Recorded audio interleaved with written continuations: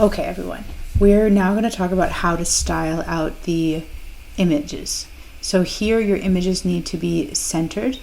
They need to have a border and they need to have a border radius, which is something that we haven't talked about. So when we go into talk about your images, I've added some code down here.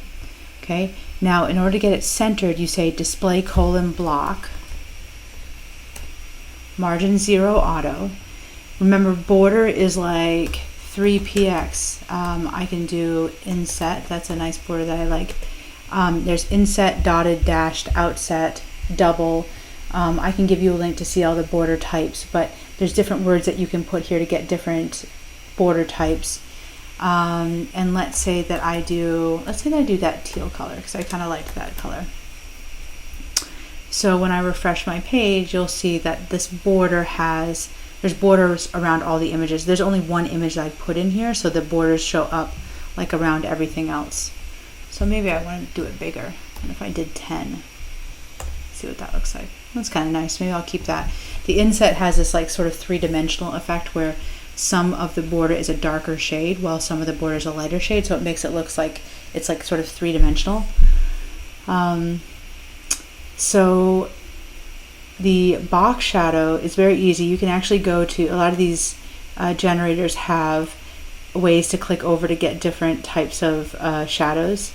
You can also get like gradients for the background. If you wanted to do a background color with a gradient, you could do that too. That's really interesting. You could fill these sliders out and then put this into your background color, like put the whole thing into your body, and it would get a gradient is where it shifts from one color to the other. Oh, I want border radius. So let me go over to border radius. A border radius like curls the edge of your picture around. Okay, so if I put all the same value here, all of them are going to be rounded at the same amount. Okay, you could also, if you wanted, do different amounts. Like maybe you want to kind of look like a teardrop in a way.